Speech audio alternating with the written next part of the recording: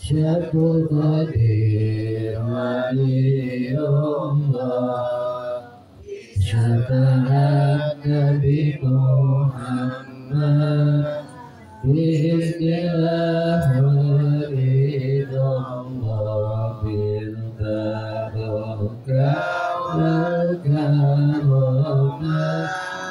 Syekh Qadir Wali Allah, syafaat Nabi Muhammad, biiznillah waridallah.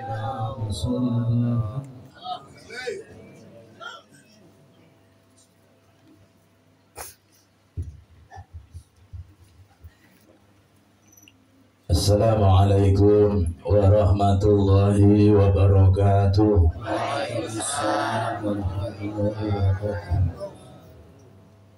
Bismillahi masyaallah la yasubul khaira illallah. Bismillahi masyaallah la yasrifu su'a illallah. Bismillahi masyaallah ma kana min ni'matin fa minallah. Bismillahi masyaallah la haula wa la quwata illa billah. Alhamdulillahil wahidil qahar. Wassalatu wassalamu ala sayyidina wa maulana Muhammadin al-Mukhtar wa ala alihi wa ashabihil akhyar, amma ba'd. Syukur kepada Allah, salawat beserta salam tetap tercurah kehadiran junjungan kita Nabi besar Muhammad sallallahu alaihi wasallam. Semoga kita beserta seluruh keluarga besar dan seluruh anak keturunan kita diaku sebagai umatnya Rasulullah sallallahu alaihi wasallam. Amin Allahumma.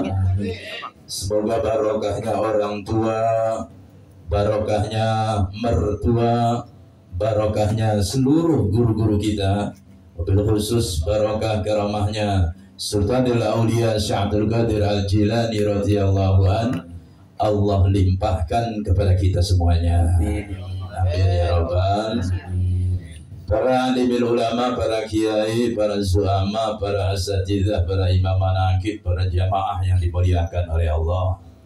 Wabil khusus guru dan orang tua kita Abah Kiai Haji Junaidi Al-Baghdadi yang menjadi mata rantai zikir manaqib yang dimana-mana diselenggarakan, dan kita berharap kepada Allah zikir manaqib ini bisa menjadi wasilah usulnya kita kepada Allah Subhanahu wa ta'ala, bisa menjadi wasilah diaku sebagai hambanya Allah Subhanahu wa ta'ala, bisa menjadi wasilah penyambung ruh kita kepada ruhnya para aulianya Allah. Amin. Penyambung ruh kita kepada ruhnya Sultan Aulia Syekh Abdul Qadir Jilani, penyambung ruh kita kepada ruhnya Rasulullah Muhammad sallallahu alaihi wasallam. Amin Allahumma. Amin. Sudah kita simak sama-sama mau'izah hasanah dari seluruh guru-guru kita. Kehadiran beliau menjadi penyebab keberkahan yang melimpah buat kita semuanya, rahmat dan kasih sayang Allah buat kita semuanya.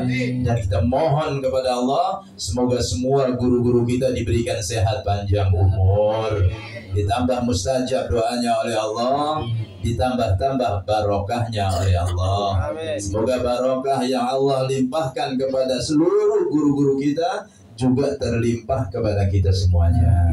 Ya Rabbal. Jamaah yang saya cintai, yang saya banggakan, malam hari ini saya tidak perpanjang kalam karena tadi nyanyi udah digesarin, udah ya. Mau'izah hasanah juga udah dari Kiai Abi Mubarak, sambil dibacakan salawat pun sudah juga. Saya hanya sedikit mengingatkan buat diri saya dan jamaah, yang penting untuk sama-sama kita renungkan dari kesimpulan apa yang disampaikan oleh guru-guru kita. Intinya apa? Jadikanlah hidupmu niatnya satu, ibadah kepada Allah. Karena penciptaan kita di alam semesta, di alam dunia bukan buat main-main. Kita diciptakan oleh Allah menjadi hambanya Allah, mengabdi kepada Allah. Apapun bentuk dan status engkau di alam dunia, mau jadi kiai kah, mau jadi ustadz kah, mau jadi pegawai kah, mau jadi apa saja, kita adalah hambanya Allah, dituntut untuk mengabdi kepada Allah semata. Wa ma khalaqatul jinna wal insa illa liya'budun. Sampai kapan? Wa'bud rabbaka hatta ya'tiyakal yakin. Ibadahlah kamu kepada Allah, mengabdilah kamu kepada Allah sampai kepada hal yang meyakinkan, yaitu mati. Sampai kapanpun kita harus punya niatan akhirat, akhirat, dan akhirat. Oleh karenanya tadi kemarin saya ngobrol sama Kiai Mubarak, kehidupan ini banyak model dan bentuknya, ibadah pun demikian juga, tapi semuanya tertata, ada waktu, ada jangkanya. Kalau kita sholat, ada waktunya. Sholat zuhur ada awalnya, ada akhirnya.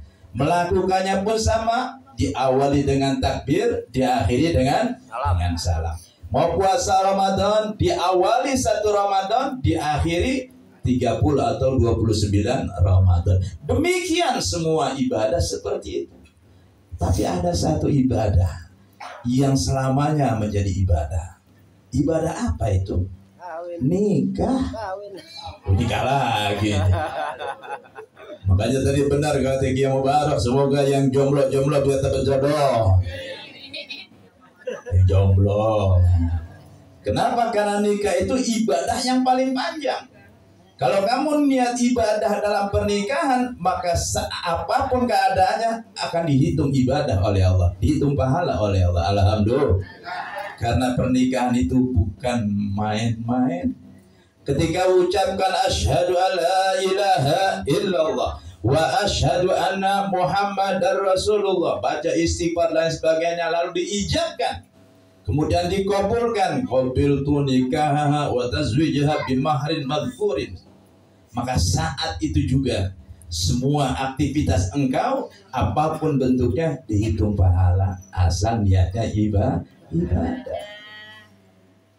Jadi jangan dianggap pernikahan itu hanya sekedar ijab kabul, hanya sekedar pernyataan dari seorang orang tua kepada seorang laki-laki yang kau pilih, lalu saat itu juga selesai. Tidak.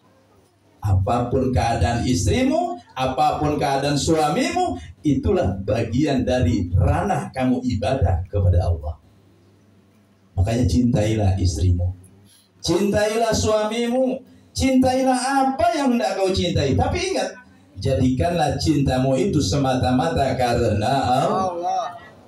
Kalau kita mencintai istri karena parasnya, dia berangsur-angsur akan menjadi tua. Betul nggak?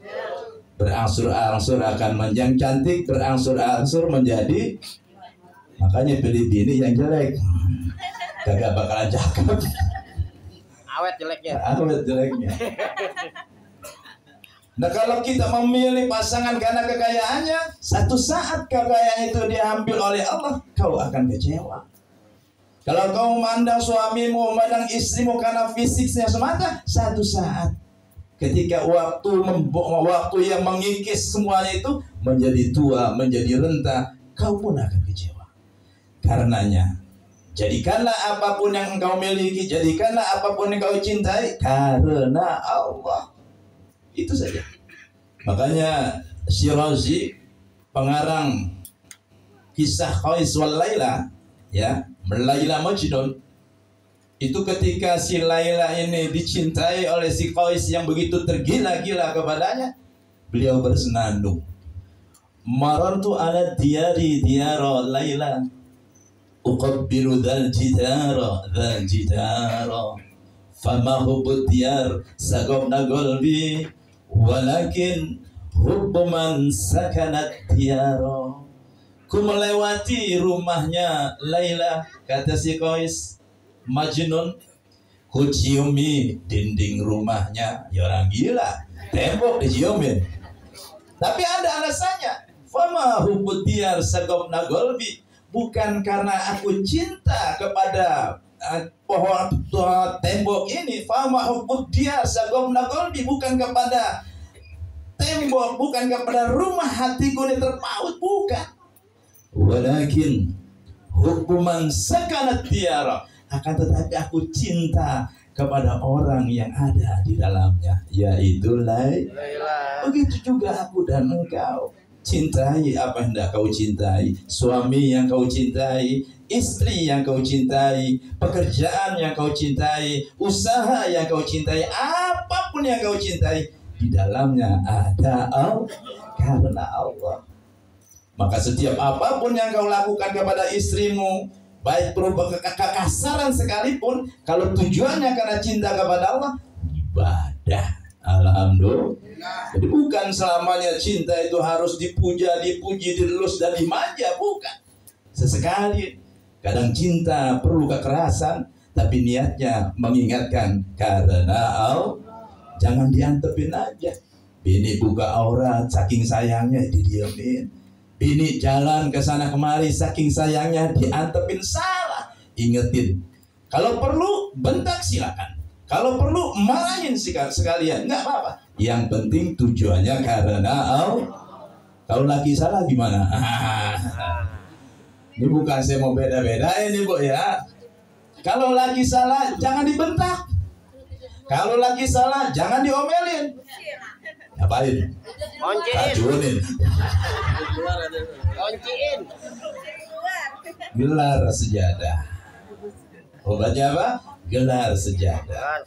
Doa minta kepada Allah. Yang kencang mintanya biar lakinya dengar. Ya Allah, berilah suamiku hidayah. Biar kencang tuh. Kalau minta apa-apa juga begitu. Minta emas, jangan minta doa aja ya Allah. Yang kencang tapinya. Kalau perlu pakai mic biar didengar sama lakinya.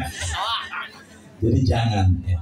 Jangan maki suamimu, jangan bentak suamimu, jangan sampai kita menyebabkan suami kita kecewa dan merasa tersisihkan, merasa terendahkan apapun statusnya. Karena ada ya suami ya yang usahanya mungkin lebih rendah daripada istrinya, yang kerjaannya lebih tinggi daripada istrinya.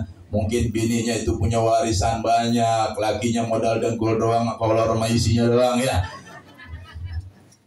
Akhirnya itu ISIS mentang-mentang laki ikut dia, suruh sono suruh sini, maki sono maki sini. Jangan. Contoh Sayyidah Khadijah Al-Kubra. Betapa hebatnya beliau, sampai-sampai karena mendapatkan Sayyidah Khadijah, Nabi gak pernah menikah kepada siapapun. Betul nggak? Makanya kalau orang perempuan ini bilang begitu, contoh dong Sayyidah Khadijah, contoh juga bagaimana Khadijah kepada Sayyidina Rasul. Beliau lahir, batin, harta, semuanya dicurahkan kepada Allah demi perjuangannya Rasulullah. Sampai-sampai ketika beliau menjelang wafat, beliau berkata, ya kekasihku, wahai kekasihku, sekiranya engkau ingin berdakwah ke satu tempat, lalu kau menemui jurang atau menyuri tempat yang tidak bisa kau lewati kecuali kau buat sebuah jembatan untuk melewatinya, gali kuburan aku. Kau ambil tulang belulangku, kau jejerkan di sana untuk engkau berjalan melewati, jadikan itu jembatan untuk kau berdakwah kepada Allah. Sampai segitu, hartanya yang begitu banyak habis buat dakwah kepada Allah. Semuanya tidak tersisa. Sampai mau wafatnya saja, malu beliau minta kepada Kanjeng Nabi. Lalu bicaralah kepada putrinya Sayyidah Fatimah, tolong mintakan sorban yang biasa dipakai Nabi, yang biasa dipakai Nabi ketika mendapatkan wahyu, yang biasa dipakai Nabi ketika berangkat berdakwah. Untuk apa? Untuk menyelimuti tubuhku ketika dikafankan kelak. Sampai kayak begitu nggak punya, demi perjuangan Islam.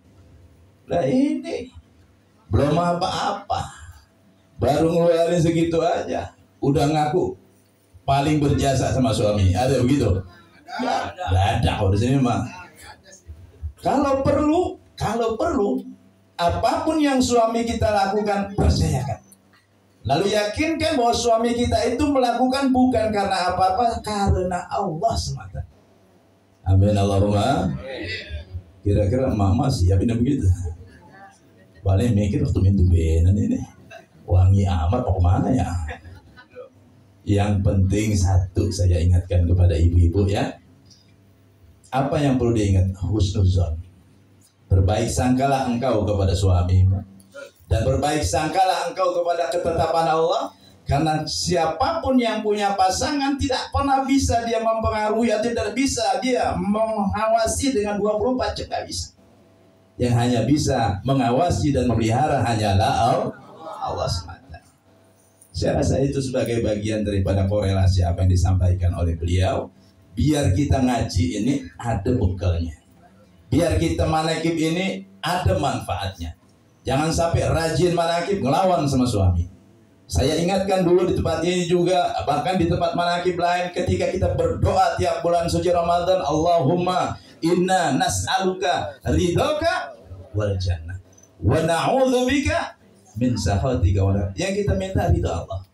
Dalam manakib juga, ilahi anta maksudi wa ridhoka, minta keridhaan Allah lagi. Di mana keridhaan Allah berada? Ternyata ada beberapa tahap, ada beberapa pos yang menjadikan engkau mendapat ridhonya Allah. Yang pertama, ridha Allah tergantung ridha orang tuamu. Ingat baik-baik. Sampai Allah mengaitkan keridhaannya itu ridha Allah fi ridha wa suhtullah fi suhtil. Sampai dikaitkan. Ridhaku kata Allah tergantung ridha orang tuamu.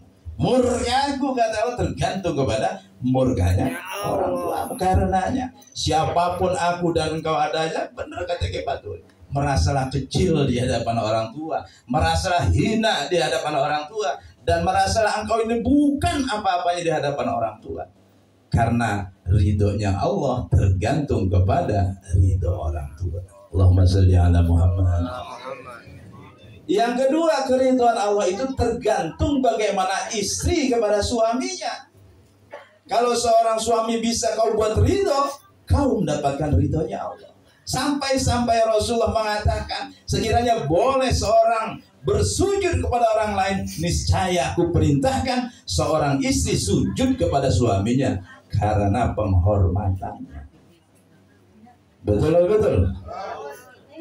Nah, kalau misalnya sudah demikian, ada lagi itu Allah tergantung dari apa? Tergantung daripada ridhomu atas ketetapan Allah. Mau dapat suami yang model begitu, ridho nerima, itulah ketetapan Allah. Mau dapat istri yang model begitu, ridho, ketetapan Allah juga. Mau dapat kehidupan apapun, ridho, ketetapannya Allah. Itulah. Maka kau yang selama ini minta inna nas'aluka ridhoka wal jannah, maka Allah berikan keridhaanmu apabila 3 hal itu kau lakukan. Amin Allahumma. Jamaah yang saya cintai, yang saya banggakan, sebelum kita mulai zikir ya, saya juga ingin menyampaikan rezeki, maut, jodoh semuanya ada dalam ketetapan Allah. Berikut apapun cara Allah menyampaikan itu semua. Rezekimu ditetapkan oleh Allah. Tempat dan di mana adanya Allah yang menentukan. Kalau kita yakin dalam Quran, sesungguhnya malaikat maut itu tidak pernah nyasar untuk mencabut terus siapapun yang menjadi bagian kematiannya. Kau pun harus yakin malaikat Mikail ya, yang memberikan rezeki, nggak pernah nyasar untuk menyampaikan rezeki dari Allah kepada orang yang dituju. Amin. Jangan kita yakin dengan malaikat maut mencabut nyawa walau kana fi burujim musayyadah, tapi kau ragu dengan malaikat Mikail yang juga mendapat tugas dari Allah memberi rezekinya Allah. Kenapa kau beda-bedakan? Sedangkan keduanya sama, malaikatnya Allah. Cuma cara ini sudah Allah berikan. Ketika orang pengen menikah, ditetapkan jodohnya, ada aja caranya untuk pertemuannya. Kayak saya mau umiknya di kampus ketemunya. Ada lagi kayak Paturi lagi jemur Ridwan, baju katanya dilewatin, jadi nikah. Dengan umur kan begitu. Jadi di sini tuh kiai Imam Manakib tuh paling kaya ya Kiai Paturi, udah tiap hari naik umur aja. Bininya namanya umroh. Umrohnya tiap hari ya, Pak. Yang paling berani, paling sakti adalah Kiai Satria. Lubang buaya aja ditempatin. Kan sakti tuh Kiai itu. Nggak ada udah, pokoknya saya bangga Imam Manakib yang ada yang saya bina ini luar biasa semuanya. Ada lagi Kiai yang nggak pernah susah. Oh, Kiai Muhammad Bahagia. Wah. girang, terus mau punya duit mau gak girang, hanya mau pilih manyun girang. Namanya Muhammad Bahagia. Itu jamaah mana ke? Sampai mana tadi itu? Bahagia. Bahagia. Sampai dia tuh. Jadi semua berikut caranya sudah Allah berikan, tinggal bagaimana mensikapinya. Nah sekarang ya, jamaah manakib sering dengar Abah berdoa, ya Rabb, saya pengen melihat jamaah manakib hidup bahagia. Saya pengen melihat, mendengar jamaah manakib bicara hutang saya lunas. Saya pengen melihat jamaah manakib kehidupannya semakin mapan. Pengabulan doanya sudah diberikan. Betul? Nah ini, saya sangat terharu dengan apa yang ada di pikirannya apa yang dicita-citakan beliau, bukan untuk kepentingan pribadinya, tapi untuk kepentingan jamaah manakib. Bahkan terakhir ya, malam minggu kemarin dikumpulin kita imam-imam. Saya tidak menginginkan jamaah manakib jadi tukang ojek, tidak. Dengan adanya Jack Koneng, si Koneng ini, kiai bukan suruh ngojek. Masa udah dari kiai jadi imam manakib jadi ustad ditelepon Kiai Fadri kemana? Lagi ngojek biasa. Atau Kiai Anas kemana? Lagi ngojek, bukan. Bahkan bukan hanya imam-imamnya, jamaah manakib semuanya jangan jadi tukang ojek. Jadi apa? Pengusaha ojek. Amin. Itu Bapak Junaidi Al-Baghdadi. Luar biasa.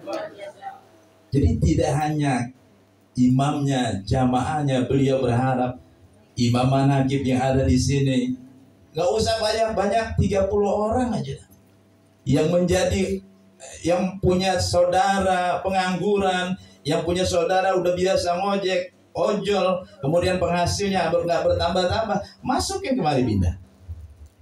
Ada Jikoneng, ada Sikoneng, ada Jekoneng. Yang laki-laki Jekoneng, yang perempuan Sikoneng. Kenapa? Karena setiap aplikasi ini punya banyak aksi. Bukan cuma pick up barang, bukan hanya nganter orang, tapi di sini ada pengajian. Misalnya perlu kiai buat ngajar privat, ada di sini. Perlu tukang urut, ada di sini. Perlu yang mandi jenazah, nah ini ada. Ustaz Sofian bisa masuk kemari. Yang kesurupan misalnya, yang mau ditiup, ada tukang uga-uganya. Jadi setiap aplikasi ini ada banyak aksi. Artinya membuka peluang pekerjaan siapa saja yang mau terlibat di dalamnya. Alhamdulillah. Belum lagi jamaah manakib kalau ngambil 30 dikasih siap, atau 50 lah, tempat buat charger sendiri.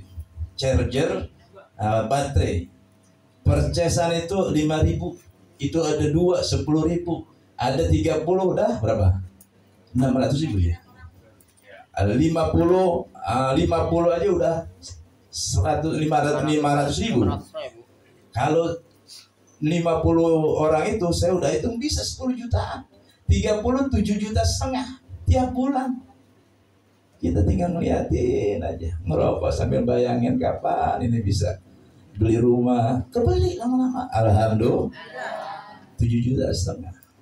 Nah jadi saya berharap bukan imamnya saja, tapi jamaah jadi koordinator.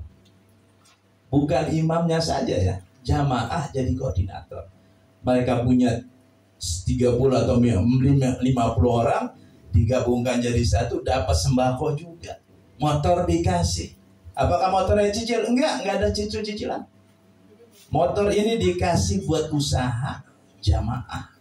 Kemudian dapat jaket juga, dapat helm juga. Kalau di tempat lain maksim aja 400.000 jaket sama helmnya. Di sini free.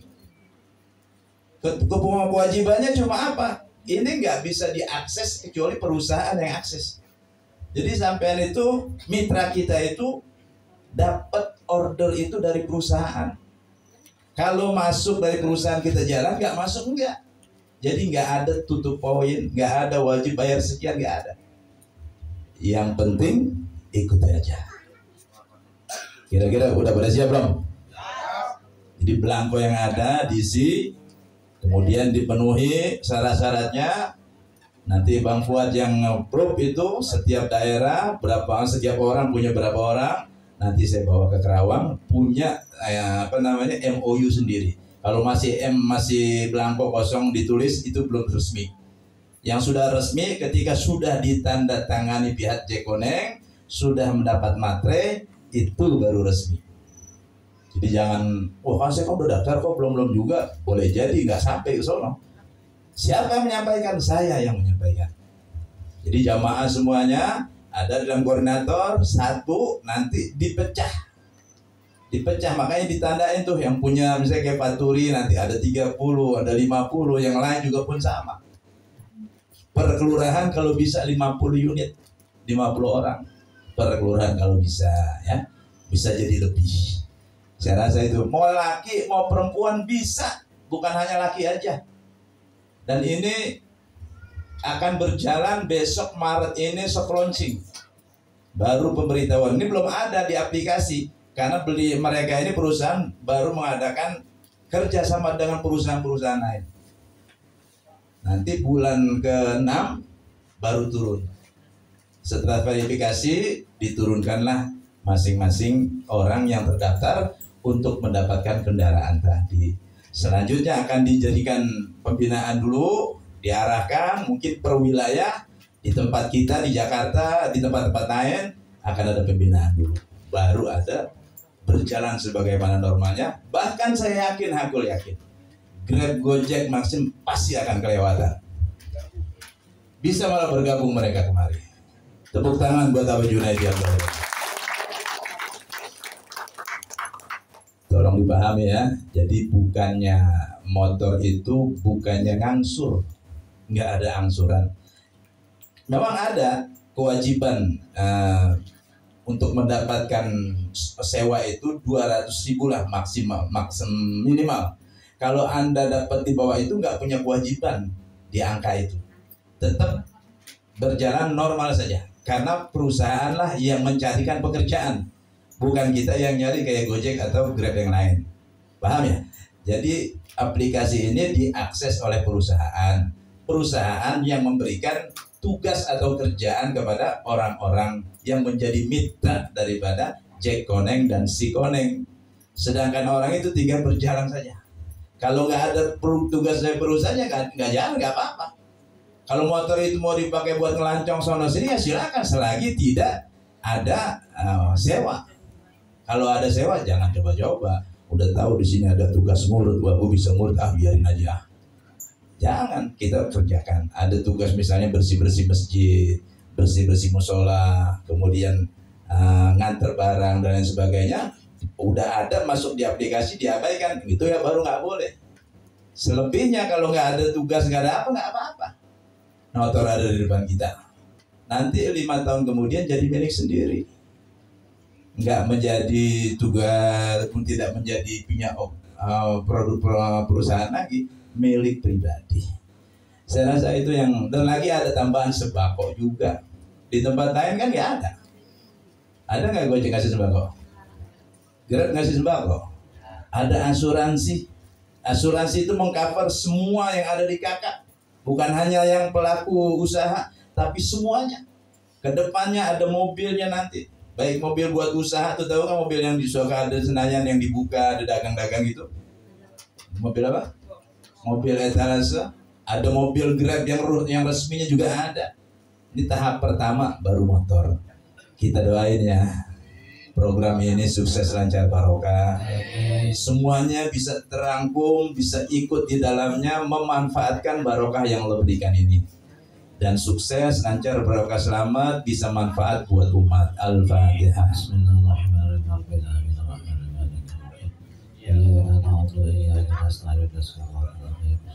Iya, karena berdoanya. Sudah paham ya? Jadi Jekoneng, Sikoneng ini diperuntukkan buat jamaah, boleh juga buat orang lain. Sebaiknya setiap jamaah ini punya sendiri, punya kelompok-kelompok sendiri, supaya mereka bisa punya penghasilan lebih selain dari usaha yang dia miliki. Kalau saya nggak bisa ngojek, saya harus orang lain. kita tunjuk dia bagian hasilnya saja, kita dapat fee-nya saja 1% dari setiap pendapatan itu, kan udah luar biasa itu. Oh, saya yang nenek-nenek gitu ya, kan nggak mungkin ngojek. Kasih anaknya, kasih cucunya, kasih saudaranya, biar mereka bekerja, biar mereka yang berjalan. Sama kiai-kiai juga punya santri-santrinya, suruh berangkat. Jangan sampai kita berdiam diri saja, ngarepin duit turun dari langit, nggak mungkin. Kita harus ikhtiar, kita harus usaha, dan usaha ini sudah diberikan. Tinggal bagaimana engkau mensikapinya. Kalau kamu cekatan, kamu bisa mempengaruhi orang, belangkonya udah disiapin, fotokopi bukan hanya buat sendiri, diperbanyak sampai 50, disebarkan kepada orang-orang, dimeyakinkan orang itu biar bisa ikut, didaftarkan, keluar pendaftaran itu ditandatangani oleh perusahaan, tinggal tunggu saja. Mereka kelilingan segala macam, kita cukup diam. Jadi tujuannya di situ, jamaah manakib bukan suruh ojek. Yang perempuan-perempuan pun sama, supaya punya penghasilan, punya anggota, punya kelompok, penghasil rezeki sendiri. Mudah-mudahan bisa dipahami ya. Mudah-mudahan bisa dipahami. Jadi besok ambil satu yang belum punya, yang kosong fotokopi dulu. Fotokopi jadi 50. Datang ke orang-orang, ajak mereka untuk ikut di dalamnya. Biaya pendaftarannya 150. Jangan 125. Buat apa? Buat operasional kamu juga yang 25.000-nya. Kalau di sana 125 langsung. Makanya saya tulis di sini 150 saja. Biar ada 25-nya itu buat fotokopi, buat operasional kamu. Nanti serahkannya baru 125. Saya rasa fair begitu ya. Namanya orang jalan sama sini ya. Ya, maka dia 150 aja. Kalau dia nggak mau ya udah cari ojek yang lain. Cukup ya sampai di sini. Ayo kita taruh dulu masalah kita ya. Semuanya udah kita pasrahkan kepada Allah. Doa sudah, usaha sudah. Tinggal bagaimana kita mantap netep kepada Allah. Pengabulan itu akan Allah berikan kepada kita. Semua jamaah manakib akan disukseskan oleh Allah. Semua orang-orang yang ada di sekeliling kita akan diberikan keberkahan yang melimpah. Dan kita bisa membahagiakan orang tuanya masing-masing, bisa membahagiakan keluarganya masing-masing, bisa membahagiakan anak keturunannya masing-masing. Al-Fatihah. Bismillahirrahmanirrahim.